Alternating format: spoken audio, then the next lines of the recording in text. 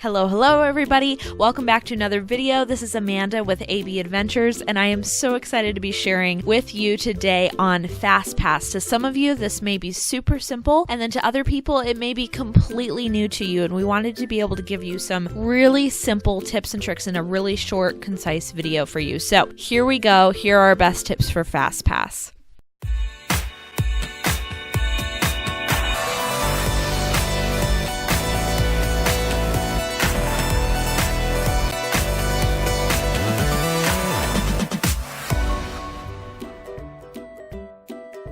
So what exactly is Fastpass? Basic definition is it is a reservation service allowing you to enter a shorter wait time line on even the most popular rides.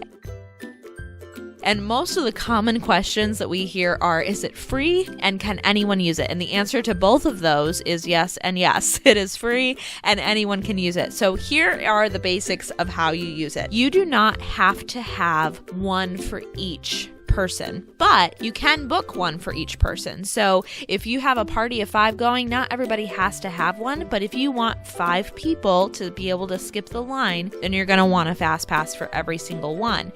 All those people can be linked to one account, and our best tip is to assign somebody who can kind of be in control of that, kind of your manager for it, whether that is in the pre-booking time when you're planning your trip and they are booking those fast passes, or even in the park as you guys are going around the park and touring and you decide you want to book another fast pass.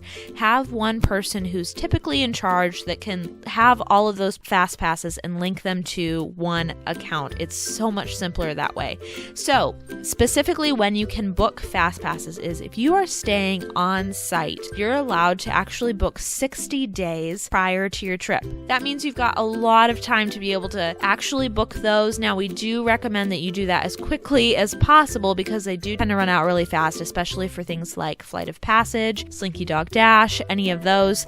Then also, if you are staying off-site as a guest, then you are going to be able to book 30 days. So you're going to have a little bit of a tighter time, but don't worry, there's still quite a few left over and you'll be able to get some really good things done. The 60 days is just a perk of those being able to stay on-site. So after you have those windows, what are you allowed to do? You're allowed to book 3 per person per day that you are able to pre-book before you ever enter the parks or start your trip. You're allowed to pre-book those. So Disney has a tiered system, and they actually break it down for you when you go in to book your fast passes and you're getting those 3 per person per day. They will break it down for you to be able to make it really clear as to what you're allowed to do and what you're not allowed to do.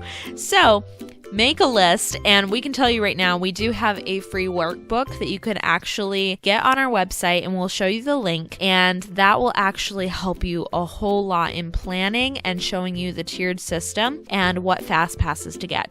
From there, you can always book more one at a time later in the day. So if you have your 3 that you started the day with and then you use them, you can still go get one more. The day is not over with your fast passes. You can always go get one more one at a time later in the day. You can also modify the 3 that you already had at the beginning. When you pre-book those 3 for the day, you can go in and say you have one that starts at 10 and you use that one, and your second one started at 11. You can go in and modify that to 10:30 if there's an available slot. You can move it forward. That way you're using them faster, and then you can get done with those 3, and like we said, you can book one more, so you're sooner to actually booking another one later in the day. All of this is to be able to help you skip the lines and not have to wait in line so much. So there's a little bit of strategy to it, but you'll get the hang of it, and when you do, it's going to be a lot of fun and make your wait time so much simpler. Now, one thing we have run into is that you do have to pre-book every fast pass in one park. So you can't do one fast pass for one day in Animal Kingdom and on the same day go over to Magic Kingdom and book another one, pre-booking it. Now, if you use the one in Animal Kingdom, once you use it, it clears that out and you can go book one for another park. However, after that, you can book others in a different park if you were thinking of park hopping. And that wraps up our list of all the different tips that we have for you for Fastpass. I hope that sums it up really well for you. And don't forget our tiered Fastpass list on our website. The link is in the description below. And we would love to hear what are your favorite Fastpass tips. We always are up for more tips and tricks, and we would love to hear them from you. Thank you guys so much again. This is Amanda from AB Adventures, and we will see you on the flip-flop.